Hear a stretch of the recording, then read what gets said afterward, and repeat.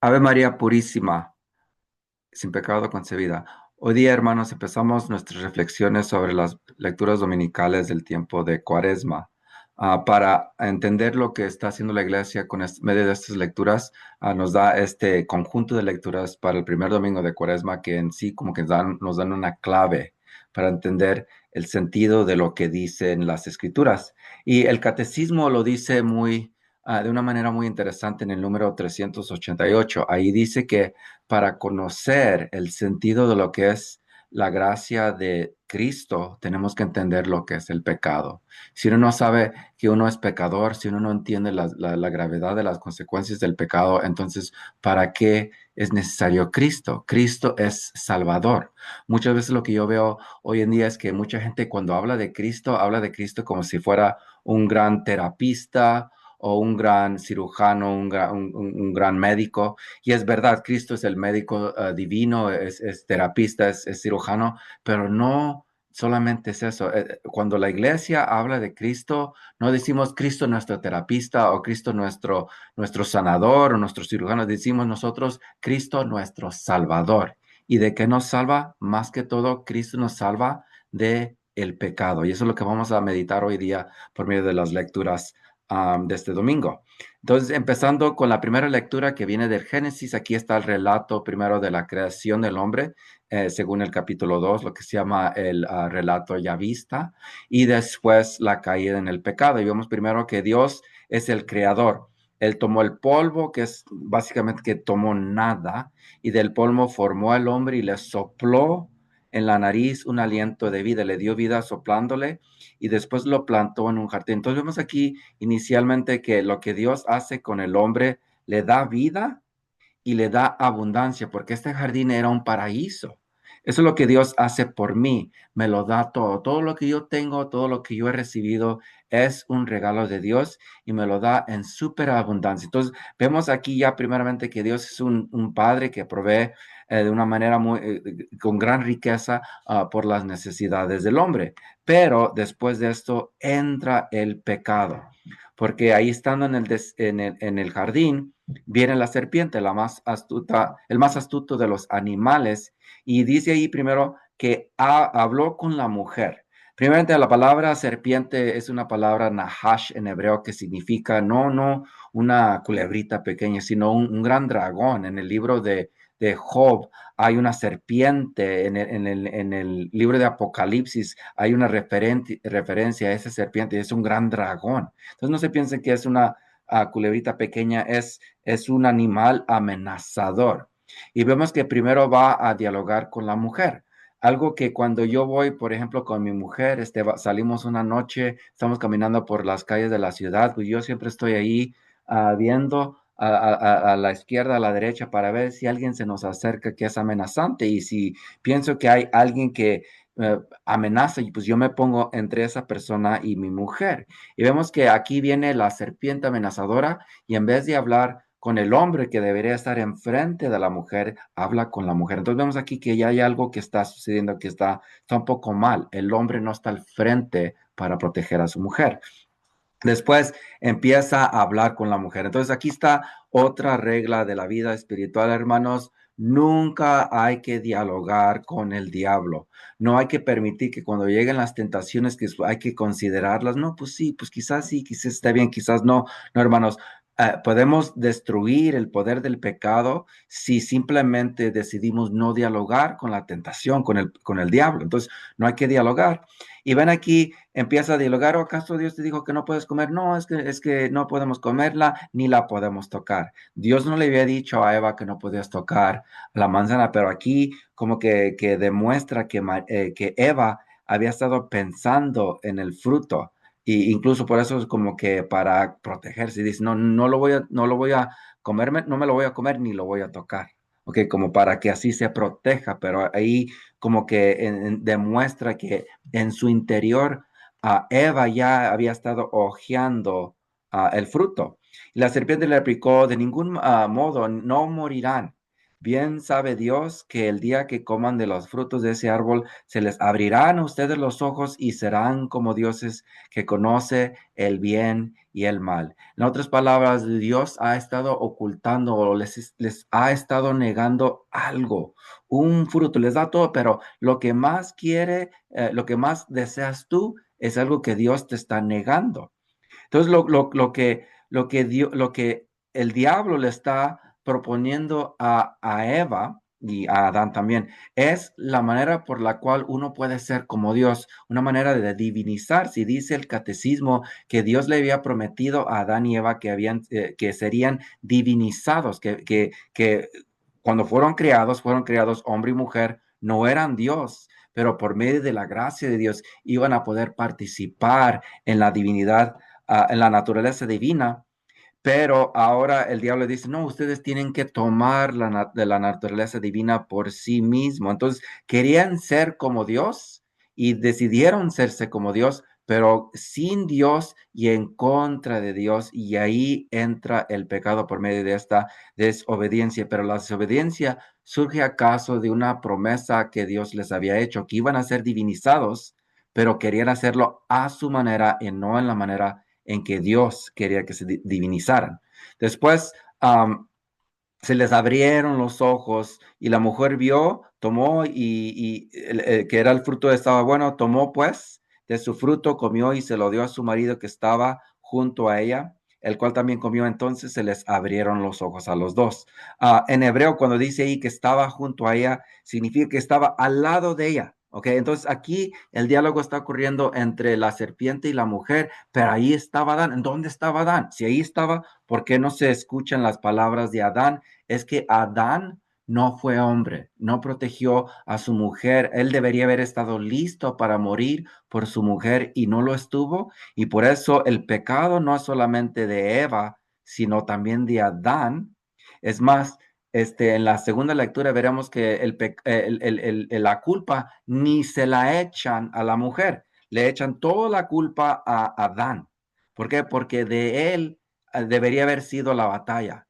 Él es el que debería haber sido el que se enfrentaba a su contrincante, el diablo, y por eso no mencionan para nada a la mujer en la lectura de Romanos, que será nuestra segunda lectura. Siendo entonces con el Salmo, aquí tenemos de nuevo el Salmo más famoso que pide misericordia. Y aquí, por tu inmensa compasión y misericordia, apiádate de mí. Es muy bello lo que dice este salmo, pero importante es lo que dice ahí, que lo resalté en amarillo.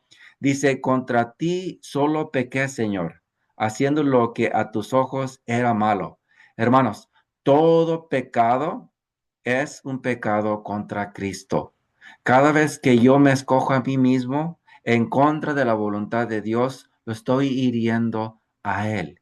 Y por esa razón, para entender el sentido del pecado, tenemos que entender que todo es un ataque personal a nuestro Salvador. Por eso me encanta esta imagen famosa. Vemos aquí el hombre que tiene en sus manos el martillo y también el clavo, y ahí vemos a Cristo sosteniéndolo y pueden ver claramente sus heridas y hay sangre que brota por debajo. ¿Por qué? Porque eso es lo que hace Cristo. Él ama al pecador, aunque nosotros somos lo que es los que lo hemos herido a Él mismo. Y por eso es importante ver que todas las lecturas giran alrededor de la idea de que el pecado es algo que al fin de cuentas solamente se entiende cuando vemos a Cristo y el misterio de su salvación. Después vemos aquí Romanos capítulo 5 y habla aquí de que por un hombre entró el pecado al mundo. ¿Y por qué a veces piensan, por qué sucedió esto? Yo no cometí el pecado de comerme el fruto, eso lo cometieron Adán y Eva, ¿y por qué nosotros tenemos que sufrir? Es porque Adán y Eva son nuestros padres. Si yo como padre me pongo a las apuestas, me meto a las apuestas y apuesto la casa y la pierdo, los que van a sufrir son mis hijos. Y así Adán y Eva, por el pecado de nuestros padres primeros, sufre toda la humanidad. Y el pecado original no es un pecado que yo cometí, sino es un pecado dentro de mi naturaleza. Dentro de mi naturaleza hay estamos estamos, hay como un grado empiñado y para acá está el bien y para acá está el mal. Es más fácil caer en el mal que hacer el bien. Pero aunque todos caen en Adán, es mucho más superior la bendición de Cristo. Dice ahí, el don de Dios supera con mucho al delito. Vean ahí que sí, grande es el pecado, pero el énfasis de este pasaje es que la bendición de Dios supera el delito. Por el don de un solo hombre, Jesucristo se ha desbordado. Desbordado es una otra palabra que significa superabundancia. Se ha desbordado sobre toda la abundancia de la vida y la gracia de Dios. Y en efecto, si por el pecado de un solo hombre estableció la muerte su reinado, con mucho mayor razón reinarán en la vida por un solo hombre, Jesucristo, aquellos que reciben la gracia superabundante que los hace justos. Entonces, vemos aquí una imagen famosa de los íconos del Oriente.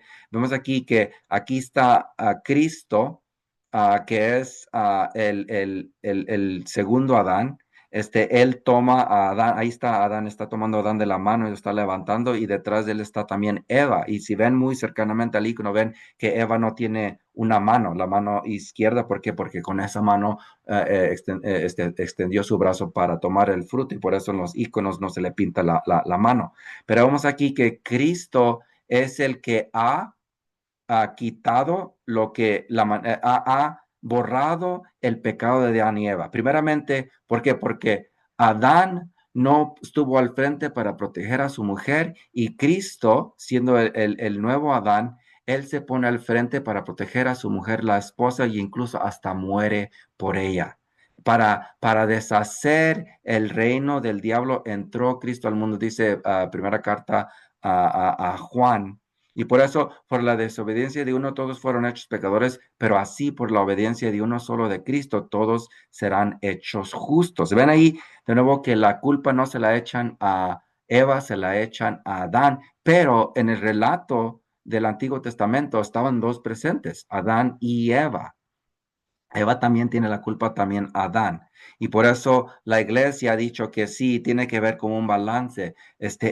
La salvación viene por medio de la redención de Cristo, pero estaba uno allí con él, cooperando con su obra al pie de la cruz, y esto es la Santísima Virgen María. Eso lo veremos más cuando avancemos en el tiempo de la Cuaresma. Después, siguiendo con la aclamación antes del Evangelio, ya ahora estamos diciendo honor y gloria a ti, Señor Jesús. Vemos que Cristo dice, no solo de pan vive el hombre, sino también de toda palabra que sale de la boca de Dios. Al fin de cuentas, hermanos, nosotros no fuimos hechos para esta vida. Para esta vida el pan es necesario, pero estamos hechos para la vida eterna. Es necesario tener pan para poder vivir, pero al fin de cuentas, nuestra vida en este mundo es pasajera, y es simplemente un instante que nos prepara para la eternidad. Y allí en la eternidad nos nutriremos con toda palabra que sale de la boca de Dios, y por eso está apuntando hacia arriba a Cristo aquí en esta imagen, para que nosotros pensemos en las cosas divinas y eternas. Bueno, entonces la lectura de este fin de semana son las tentaciones. Cristo está en el desierto, y vean aquí muy interesante, fue conducido por el Espíritu al desierto para ser tentado por el demonio. Entonces vemos aquí que el Espíritu Santo le dijo, hey, ve al desierto porque quiero que seas tentado. Pero ¿qué sentido tiene eso que el Espíritu Santo quería que fuera tentado Cristo? Bueno, lo que el Espíritu Santo quiere que suceda en el Hijo de Dios, el Hijo del Hombre, quiere que todo lo que ocurrió en el Antiguo Testamento se borre, ¿ok? Y ahora Él nos dé un modelo que destruye el modelo que recibimos nosotros de nuestro padre Adán. Entonces, Adán es el padre, nuestro padre en la creación, pero Cristo en la recreación. Y por eso sí nos da el modelo.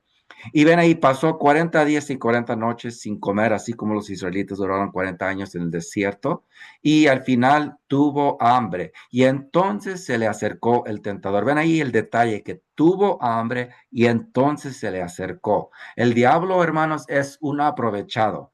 Él no se acerca a mí cuando yo estoy fuerte, cuando estoy rezando, cuando estoy muy fiel a los mandamientos de Dios. Dios no se acerca a mí, pero cuando estoy triste, cuando tengo hambre, ay, eso sucede mucho. Cuando tengo hambre, como Cristo aquí, cuando estoy cansado, cuando estoy enfadado, cuando siento yo que todo el mundo me está atacando a mí, en ese momento de debilidad, ahí se acerca el diablo y como un aprovechado trata de hacer que yo caiga en el pecado. Por eso el diablo muchas veces ataca o abrume a personas que sufren de problemas de salud mental, cuando uno está deprimido, cuando uno ha sufrido una fuerte pérdida, digamos, de un ser querido, de una enfermedad, ahí es donde entra el diablo. Entonces, tenemos que tener cuidado, hermanos, cuando estamos en momentos débiles y protegernos. Hay que resistirlo con nuestra fe, como dice primera carta de Pedro, capítulo 5, a mantenernos firmes en nuestra fe y así al mantenernos firmes, Él se alejará. ¿Ok? Y vino el tentador y vean lo que le dice primero, si tú eres el hijo de Dios. Hermanos, la mentira más grande del diablo, la mentira más común del diablo es esta, si tú eres el hijo de Dios, lo que el diablo quiere hacer, él quiere hacer que tú empieces a dudar que tú eres hijo de Dios. Si yo soy hijo de Dios, si yo conozco que Dios es mi padre, que Él me lo da todo, entonces, ¿qué voy a temer? Él es mi padre, pero si él pone en duda esa identidad mía, entonces ahí empieza a poder hacer todas las cosas malévolas que él quiere hacer en mi vida, pero empieza con esta tentación. Tenemos que acordarnos constantemente, hermanos, que Dios es nuestro Padre, que Él nos cuida, que aunque yo tenga hambre, Él provee por mí. Él sabe lo que es mejor por mí. Y si tengo hambre, es porque Él sabe que es por mi bien en este momento. ¿Ok? Y lo que ven aquí, Cristo responde, no solo del pan vive el hombre, sino también de toda palabra que sale de la boca de Dios. Esto viene de Deuteronomio, se me hace que es capítulo 4. Entonces, para resistir las tentaciones del diablo, Cristo utiliza las Santas Escrituras y hay que así también saber cómo batallar con el diablo por medio de las escrituras. Las escrituras son la única arma ofensiva según Efesios capítulo 6. Los monjes del desierto para distintas tentaciones, ellos tenían versos de la Biblia que utilizaban para defenderse del diablo. Ok, hermanos, utilicemos las Santas Escrituras para defendernos y para atacar a nuestro enemigo. Pero ven lo que sigue después de esto. Entonces el diablo empieza a utilizar la Biblia contra Cristo. Entonces es muy astuto, acuérdense en el más astuto de los animales, y él cita un salmo muy importante, el Salmo 91, mandaré a sus ángeles que te cuiden y ellos te tomarán de sus manos para que no te tropieces en piedra alguna. ¿Ok? Le dice que aviéntate de aquí para que te levanten los ángeles de Dios, pero de nuevo Jesús regresa con una escritura, no tentarás al Señor tu Dios. Hermanos, no solamente porque algo venga de la Biblia significa que se va a utilizar bien, es muy fácil torcer las palabras de la Biblia. Hay un escritor que dijo que hay mucha gente que utiliza la Biblia como un borracho utiliza un poste simplemente para sostenerse. Hay cantidad de gente que ha utilizado la Biblia en la historia del mundo para justificar el tener, por ejemplo, más esposas, para justificar la esclavitura, ¿okay? Para justificar guerra o actos de violencia. No, hermanos, hay que tener discernimiento, hay que leer nuestra Biblia y después entender cómo interpretarla con la mente de la iglesia, ¿okay? La mente de Cristo. Y terceramente le dice que adore, que lo adore él y que le daría todos los reinos del mundo. Aquí vemos esta imagen de Cristo ahí al lado, vemos como esa sombra y eso es el diablo ahí mostrándole todos los reinos del mundo y le dice de nuevo, lo resiste fuerte en su fe y le dice de nuevo citando las escrituras, adorarás al Señor tu Dios y a Él solo lo servirás. Hermanos, los santos de la iglesia han dicho que estas tentaciones corresponden a tres movimientos hacia el pecado que hay dentro del hombre. Primeramente, la tentación hacia el pan. Eso es la tentación hacia la sensualidad. Todo mundo desea la comodidad de su cuerpo, la comida buena, todo lo que es la sexualidad, todo eso son inclinaciones de nuestro cuerpo hacia lo que se siente bien. Eso es la sensualidad. Y segundamente, ahí le dice que se aviente para que lo levanten. Dios todo mundo quiere que lo reconozcan. Oh, mira qué increíble, los ángeles lo vinieron a proteger. Eso es una vanidad. Nosotros queremos que nosotros seamos vistos como una gran cosa, una gran persona, y eso es la vanidad. Y por fin le ofrece el poder sobre todos esos reinos, nos ofrece el poder, y eso es el orgullo. Por medio de nuestro orgullo nosotros queremos dominar. Y así como Adán y Eva, ellos quisieron ser como Dios, buscando el dominio, cogiendo el fruto. Pero aquí Cristo nos está enseñando que para ser como Dios, tenemos que confiar que Él proveerá por nosotros. Tenemos que adorarlo a Él solamente y no tenemos que tentarlo. Él es Dios, yo soy una criatura. Ahí está toda la verdad que uno tiene que saber para reconocer quién es Dios. Dios existe y yo no lo soy, pero Dios, viéndome a mí en mi nada, yo que soy polvo, me levantó del polvo, puso su aliento dentro de mí y además me redimió por mandando a su hijo para que muriera por mí.